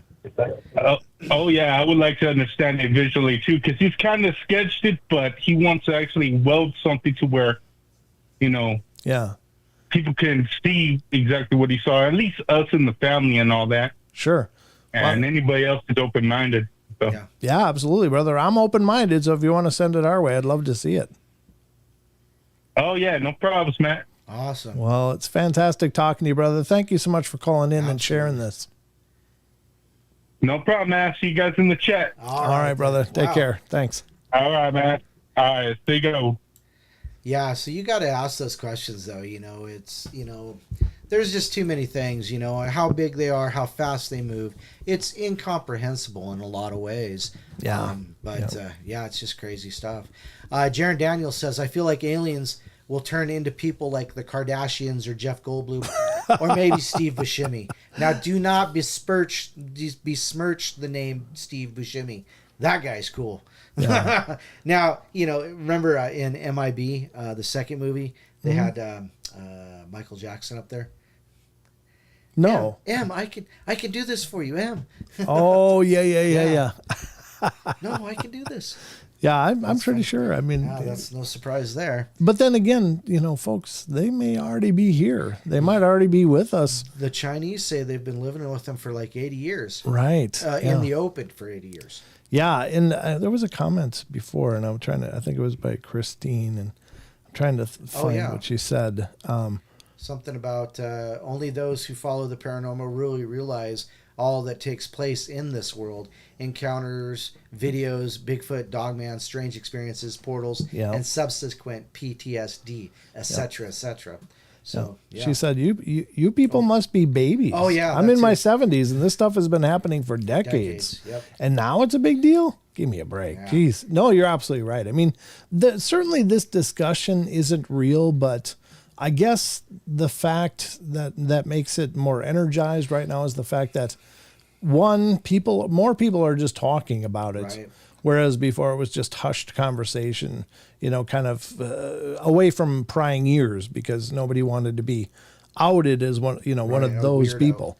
And so additionally, with the idea that there is at least some levels of acknowledgement officially, which I think is kind of exciting. And it does give a new gravity to the situation than ever before, because before it was just dismissed like, oh yeah, okay, flying saucers, go get tinfoil hat time. It's just the whole punchline. Yeah. And at least now it's being regarded with consideration. Right. Which before was just never the fact. So that's why this is a little bit different. But yeah, I agree. I mean, this is nothing new. It's been going on probably, since the advent of humankind, probably with the alien, ancient alien astronaut theories and all of that. Maybe perhaps they've been here all along, coaching us along to some degree or whatever. Yeah, I agree. But yeah. That's an interesting point, Maura. Maura says religious control stopped people from talking about these things. That's that might be true too. The religious dogmas that came out suppressing the ideas that these possibly could be anything other than angels. Sure. So, but then again, you also have, people talking about the wheel in the sky in the Bible. Was it Daniel? I think it was. Well, even way back to the Sumerian epochs, dealing with the cuneiform tablets, that they talk about meeting these people from the stars, the Anunnaki, and their involvement in our development. So, I mean, yeah. Well, but then again, you can also talk about the ancient Sumerian kings. Some of them lived to be over, like 9,000 years old. Yeah. There are some that reigned for like 150,000 years. There's only like 7 or 9 of them. What do you get for Christmas for someone like that? Yeah. I mean, it's really... Would you like a cool drink of water? Yeah. I got you a new tablet of paper. You got to wonder how to shop for someone that's been around for that long. Because they got everything. And if they were a king especially, I mean, what do you get a king? So, yeah, very true. But it's great discussion. And I think it's certainly on a lot of our minds now with these new developments. And it wouldn't surprise me at all if more and more of this stuff starts coming out. And at least more and more people are having the dialogue now than ever before. So that's encouraging. Christine Murphy says, I'm in the Michigan woods and there's Sasquatch and Dogmen around here. Oh, for sure. Absolutely. Yeah. Yeah. There's a reason they call it the Michigan Dogman. Yep. It's one of the oldest known account of a dogman came from lumberjacks in Michigan. I think is where it all started. So it became the Michigan Dogman right off the bat. And it's since kind of like Bigfoot. It kind of, Bigfoot needed a unifying term. Right. And then once people had a unifying term like Bigfoot or Sasquatch, they were like, oh, we got those here, but we call them wild man. Oh, we got those, but they call them grass man. Oh, we got something like that, but we call it a skunk ape. And we started to see, and much with the dog man, we start finding out, look, they're all over the place. It's just there are all these regional names or descriptions of them. So, yeah, very cool. All right. Liza says, it's about time we get confirmation on this Yeah. stuff. So many people talk about it openly now. The floodgates have been opened. I hope so. Yeah. It would be nice to get, I don't know. I guess, is it necessary? No. I think most of us here, it's like preaching to the choir. Most of us, are already on board with these ideas, and, to varying degrees. I'm not saying every idea is universal in here, but No. what? Tattoo Alley 2 says, Anunnakis, they must be culprits responsible for all those tree knocks. Anunnakis. Anunnaki, I think they spell it different, though. Yeah, that's think a little that's the slightly different. Yeah, tree people, yes. Yeah, crazy. All right. So let's get to some Cryptid Corner, and then we'll ride it out, Don, because time is ticking away, brother. Ba-ba-ba. Pa, pa, pa, pa. Can we do motorcycle chariot racing sometime? That'd be cool. The more wheels I have under me, I find is the better. Oh, So, yeah. I mean, a chariot would certainly help. Does that mean like a sidecar? No. Haven't you seen motorcycle chariot racing? No, I didn't. They I thought you just made it up. No, they literally have a chariot, right? And they have these motorcycles like horses in front of them. Oh, wow. And they're like 6-10 feet out, and they're controlling them from the chariot. There's nobody riding on the motorcycles. It's crazy. Oh, that is crazy. It's Yeah. absolutely nuts. Well, there's a will, there's a way. Stupid things Don knows. I don't know. You could have your own podcast about that, actually. Don's weird wisdom. And welcome to the Bearded Corner. Yeah, no doubt. All right. Jaron says, I wonder why Michigan and Ohio are so rampant with dog ban. Oh, God. Ohio's rampant with everything, though. It's Everything, the yeah. one, well, Pennsylvania, Ohio, actually many states, but you certainly hear, if you start covering this stuff as long as we've been, you hear Ohio come up all the time. Oh, my gosh, yes. Oh, UFOs. Oh, they got a grass man. Oh, they got dog man. Oh, they got the crawlers, and everything is in Ohio. Something's going on in Ohio, folks. I don't know what it is, but it's one of those vergences in the forest or whatever. It's Convergences. convergence. Okay. All right. Convergence. I stand corrected. All right, let's go to Sasquatch Chronicles for some Cryptid Corner here and dig into some of Mr. Wes Germer's hard work, which we're gonna reap the benefits of right now. So thank you, Wes. Appreciate it. He's like our field reporter. Now we're gonna go live to Mr. Germer, who's June 10th is the article. Sasquatch Chronicles blog, ladies and gentlemen. Duty stations from hell. Now this is a guest we've had on the podcast, Mr. Nick Orton of Tales from the Grid Square on Instagram. Yeah, that's right. And I really like talking to Nick because he's taking reports from service members, things they've experienced either out in open theaters of war or just from bases and stuff, just strange stories. So this is from June 10th, Duty Stations from Hell, number 1, Fort Polk, sent to Nick Orton. Imagine, if you will, you're on night 2 of land navigation out at JRTC for unit validation. You've been listening to the suspicious rustles of wild horses and the rhythmic meep, meep, meep of the hogs while the deafening echo of the insects fills the rank, wet air. You don't know how it gets hotter at nights than it did the day, but here you are, drowning on dry land. Cuts, scrapes line your cheeks as you bust your tail to what should be your last point, when all of a sudden your foot brushes up against something solid. It feels like a tree, but you can't feel one with your arms. A stump, maybe. You reach down and feel a solid anthill, the size of a mortar round, but something is strange. These aren't ants. They are not furiously swarming out to bite you. Instead, you recoil and note that all the noises, all the air, all the JRTC experience has just stopped. It's cold now. Silent, too. You start to get a bad feeling in the pit of your stomach, but you're an American soldier. You are the thing that goes bump in the night. You are barrel-chested attack dog for the American freedom, and you will not be deterred. That checkpoint should be right in front of you, but there's nothing but a clearing, and there is something in the middle, though. Maybe a point box got knocked down. Maybe some jerk before you put it in the ground. Whatever. Better go check it out. But it's not a checkpoint. It's not a little staple puncher. It's a pile. A lone standing pile of bones of various sizes, shapes, and species. Your rational brain knows this can be anything. Maybe Cletus and Boudreaux have their fire pits here. Maybe some edgelord soldiers drag their pest control victims out here. Maybe, but you can't seem to shake that awful feeling inside of your and the deafening silence of the area isn't helping. For some reason, you decide to quietly retrace your steps back out to the clearing, back through the brambles and bushes, back through the broken brush. But then it hits you like a break from the grave. Just as you pass by the empty anthill, you hear it.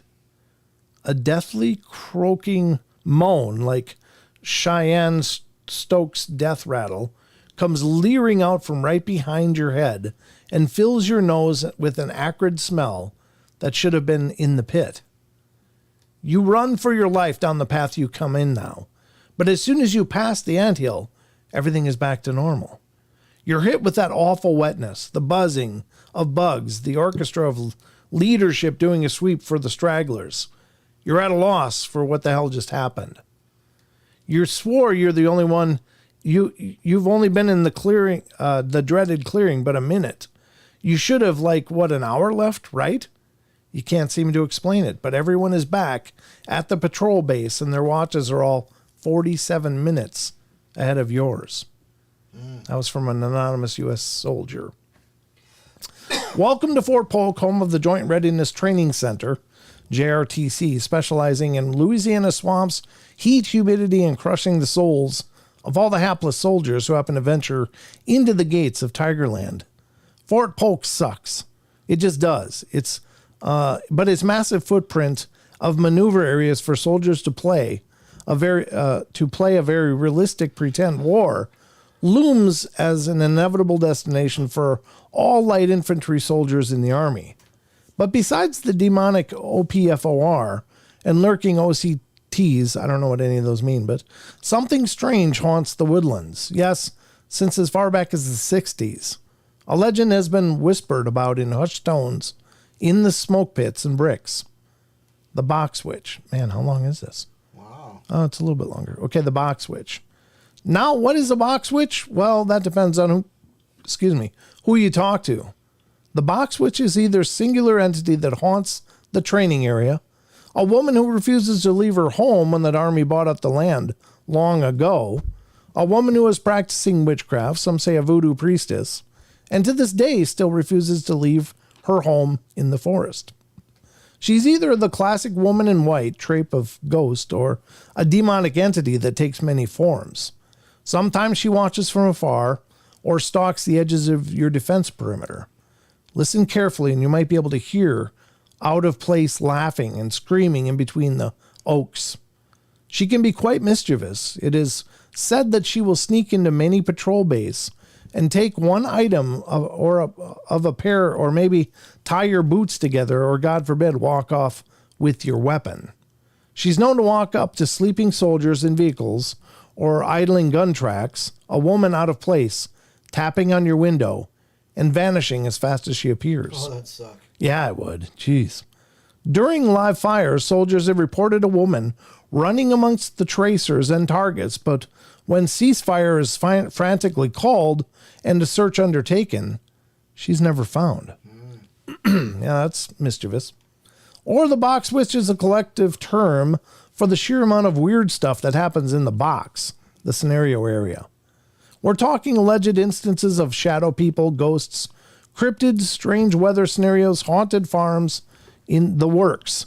It gets especially weird when you start poking around Geronimo, DZ, and Peace and Ridge.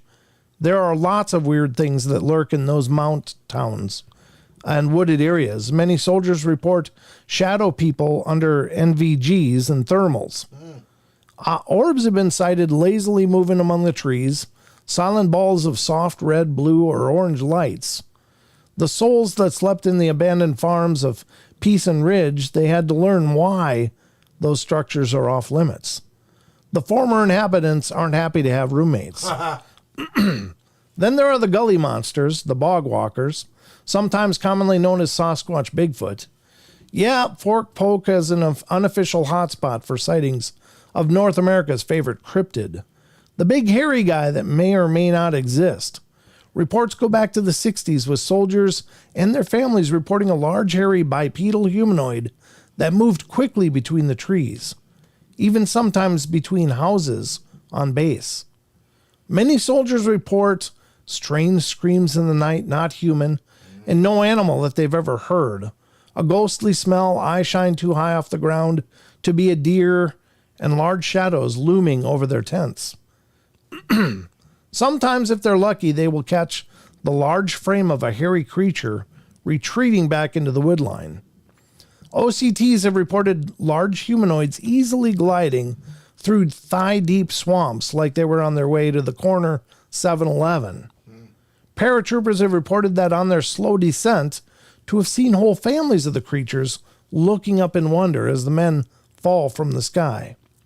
There's no shortage of the stories. The civilians of Leesville, the two outside the base, and surrounding areas have talked about Sasquatch in their backyard for generations. There is no shortage of weird and creepy stories that have come out of Fort Polk. We're not even scratching the surface of what has been seen by the soldiers, OCTs, OPFOR, and supporting civilians who are stationed there. So if you're one of those unlucky souls condemned to Fort Polk, or just one on a 30-day rotation, keep your eyes open. You might see something truly strange. So there you go, Fort Polk, huh? Oh, apparently so. That's the place to be, baby. Well, sounds like a lot of activity, right? Oh, definitely. Yeah, Nick is really, really fantastic. And if you get a chance, head over to Instagram and look for Tales from the Grid Square, because he posts the stories in images. And you just kind of like pick a story and then click through the story panels. And it's just fantastic. And he's got a couple books out now, too, so you can look for those as well. I'm sure they're at Amazon and Barnes & Noble and stuff, but very, very cool. What are we doing for time? 8:52, Don. 8:52. Where'd the night go? It went bye-bye. Okay. Simple answers. Wow. Simple question, simple answer. You just got deep there, Don. Yep. It went bye-bye. It went bye-bye. It did. It's gone bye-bye. Unfortunately, we don't have much time for anything. Maybe a couple glitchy stories, right? Sure. Glitch in the Matrix. We'll do a couple of these, and that should burn up the rest of our time, but it will fill it with wonder and amazement for your listening pleasure. All right, let's go to this one. This is the stories are coming from moneyawaits.com. Again, not a paranormal site, but they did this Matrix moments and from Reddit, and they're pretty interesting. So number 40 is one we're on. It says, for a few weeks before this, while out driving, I've observed pedestrians standing at the traffic lights who will reach into their pocket and look at their phone as they're walking across the road when the light goes green. Nothing significant or strange about this, just one of those mundane things you notice while going about your day. Today I was driving with my daughter and we stopped at a red light at a crossing, and there was a man standing there. Nothing out of the ordinary. Denim jacket, black cap, glasses, about 6'2". And I thought I'd try to weird out my young daughter, so I came up with a plan. She's 5, so I knew I was going to blow her mind. I said, "See that man? When the walking man goes green and he starts to walk across, he'll reach into his pocket, pull out his phone, and start looking at it. Watch and see." I still can't explain what happened next. As he walks across, he reaches into his pocket, but then immediately takes his hand out. He looks and points right at me with his mouth open, smiling like a gotcha stance. Of course, my daughter found this absolutely hilarious, and I sat there completely mind blown. I must have sat there in silence looking at him walk across for the next 10 seconds. I drove on and had a look at him as I drove past, and he was smirking and laughing. I've been playing it through my head all day. The windows were up. The radio was on. I wasn't shouting. My voice was not even remotely raised. He must have been about 15 to 20 feet away from me. I can't figure out at all how he could have heard me. It's literally impossible. How did he know I was trying to predict he'd reach into his pocket for his phone? That's creepy, huh? Well, maybe because he's noticed the same thing, and he decided to, show it. But, it's creepy in the idea that she had just said it to her daughter. Mm-hmm. So, yeah. Maybe she was projecting. I don't know. That sounds like telepathy to me, like that guy was just tuned in. And it's, there's psychic people. I don't know if there are people that are that telepathic or not, but if there are, hey, man, keep your thoughts to yourself. Stay out of my head. Get out of my head, man. All right, number 41, In Search of Lost Time. I've stopped telling people about this story I'm about to share because everyone assumes that I'm just making it up or had a stroke or something. But I sincerely feel like it must have just been a glitch in the Matrix. This thing happened to me when I was a senior in high school. Let me preface this by saying I was basically a great student and well-behaved teenager. I never used any kind of substances, was extremely responsible, no mental health issues, wasn't overtired or under stress, no history of seizures or any other medical problems. So here it goes. Classes at my high school went from 9 to 4 each day, and we had 4 classes per day. I took a calculus course that was offered outside of normal hours from 7 to 8:30. Then I had an off period where I was permitted to leave campus from 9 to 10:30 and then needed to be back on campus for second period by 10:37.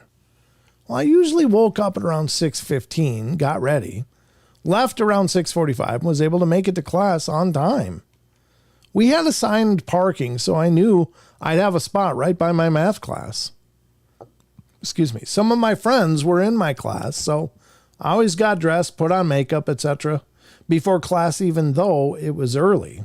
After class, I would always drive back home at around 8:30 and study after making myself breakfast and then leave again by 10:15 to be back on time. Well, this one day, I sort of just woke up in the hallway of my school right before second period. Wow. I ran into my friends and someone asked where my backpack and books were. I literally never used my locker, and it's over by you, Don. Yep, stay there. Thanks. I literally never used my locker and instead just carried my schoolwork with me at all times. I realized at that point I didn't even have any of my school stuff and wasn't really dressed for school. I was wearing a t-shirt and basketball shorts, which isn't something I would typically wear, and was usually what I slept in. I didn't have my car keys or cell phone. I didn't have anything with me, and I didn't know where any of these things might be. Even weirder, I didn't have any memory of driving back to school. I did remember getting dressed and going to my early math class that morning, then returning home afterwards, but I had no idea what happened after that. I instantly felt very anxious and confused about what was happening. I told my friends I had to go and went out to my car to see if it would jog my memory or if I could find anything. When I got to my car, it was locked, but was in the right spot. My car was an older model that could only be locked in one of two ways. You either manually press down the lever on each door, or you could turn the key on the driver's side door to the right and it would lock all the doors. No key fob or anything because the door was locked, and I always used the keys to lock it. I assumed my keys were somewhere at the school. I had no idea how to retrace my steps without any memory before waking up in the hallway, but I went to my math class, looked around and couldn't find them, and used my teacher's phone to call my dad, who had the spare. I told my dad I didn't really know what was going on, but I was locked out of my car at school and had forgotten my schoolwork at home, so I needed him to bring me the spare. Well, he was annoyed and asked where my keys were and sounded really surprised when I said I didn't know. Wow. Don, you got a whole party over there. Hey, stay over there. and had forgotten my schoolwork at home, so I needed him to bring the spare. He was annoyed and asked where my keys were and sounded really surprised when I said I didn't know, and he eventually made it to the school and let me into my car. He looked around the car after letting me in and suddenly pointed to my back seat where he saw my car keys just sitting there on the seat. At this point, he became concerned and asked if everything was okay and if I was trying to avoid school for some reason. I tried to explain that nothing was wrong. I wasn't sick or anything, but was near tears. I was trying to explain that I would never be able to leave my keys in the back seat because I always used the key to lock the doors when I got out. But then it got even more weird. When I went to start the car, the battery was dead. We couldn't find anything that was left on to drain the battery, but it wouldn't even start, and my dad tried to jump it with his car. So we had to go to buy a new battery. My dad was a little spooked and said maybe the door lock was a safety feature when the battery goes, but that makes no sense because how could they? So how had all the doors to my car been locked with the keys in the back? Why was my battery drained when I didn't leave anything on in my car? Why was I basically back in my pajamas even though I had gone to class that morning in jeans? And worst of all, why did I have no memory of any of this? It was as though all the details of my morning got scrambled and rearranged out of order, and there was some kind of electrical short in the universe. We never did figure out what happened that day, and when I brought it up a few years later, my dad just said, it was a really weird day. And that was by a real Austin native. Yeah, that'll perplex you a bit, right, Don? Absolutely. You know what else is perplexing? How does the time go so quickly? Well, it is a portal. It is a portal, ladies and gentlemen. So this is the last live show scheduled for the next couple weeks. So don't look for live shows scheduled. Look for impromptu live streams. Those will be happening. So if you're not already subscribed, I would suggest you get subscribed and then You can ring the bell. Shenanigans. Ring the bell because that'll let you know when we do go live. I'll probably stream a little bit from the event. Not probably during the speakers, but just before.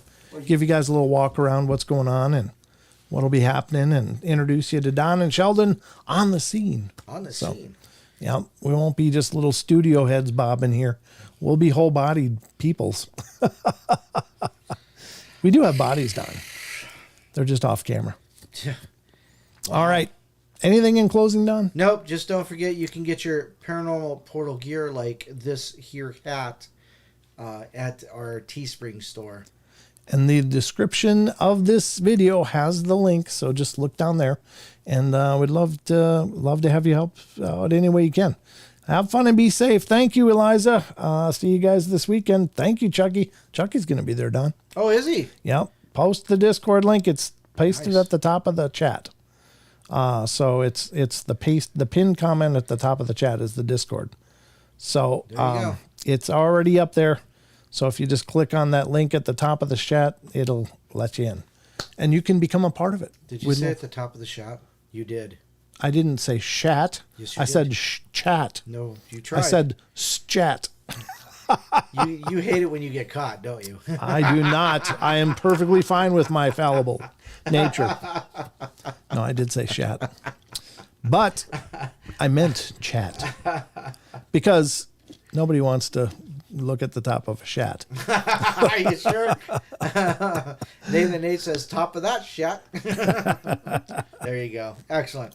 All right. Well, cool. Well, we got to get Don and back into bed because Yeah. he's a tired long beard. Dragging that thing around wears the guy out. Well, yeah. All right. Do you notice he's kind of flexing the whole beard now? He's kind of growing out the whole thing. Yeah, I got that going. Yeah. Yeah, he's cooking the sides now, ladies and gentlemen. It just won't be the long chin.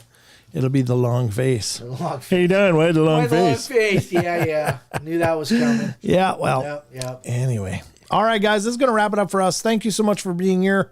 Remember, we love you all. Be good, be kind, be nice. Take care of each other. Help each other out. Find the magic in every day. And remember to laugh as much as you can. Check out the podcast if you're not already. It's available on all the platforms. All of them. Every one of them. If you ever find a platform we're not on, let me know. Let us know. We'll infect that one as well. We will spread like a rash everywhere. Kind of like the one under my arm from this weekend. Oh my God, it was horrible. It was heat rash. It was horrible. I Okay. couldn't put my arm down. I had to sleep like this all night. That sucked. Yeah, watch out. That arm might start choking you. Yeah, no doubt. Yeah, alien hand syndrome again. Yeah, you haven't had that for years, have you? No, it's been a while, yeah. Yeah, Don used to have alien hand syndrome where he'd wake up and his hand was attacking him. Like pulling my hair and stuff. It's crazy. Crazy. Only you, Don. That's great. All right, ladies and gentlemen, that's it. Love you guys. I'll be reaching out to you when I can over the next couple of weeks, but stay in touch. Watch social media for any announcements. Go to paranormalportal.net. If you have stories of your very own and wouldn't mind being a guest on the show, on the podcast, reach out to me on the paranormalportal.net. There's an interview me button. Click it. It'll bring up a calendar app and you can pick a date and we'll make it happen. There you go. So that's it, guys. That's it. That's all I got. And we'll see you next time. Good night. Good night, everybody. Cue the credits. Look at the membership on this deal. Brown chicken, brown cow. Woo. Oh, that's the news. Sorry. Yeah, that's not the membership. All right, here we go. Good night.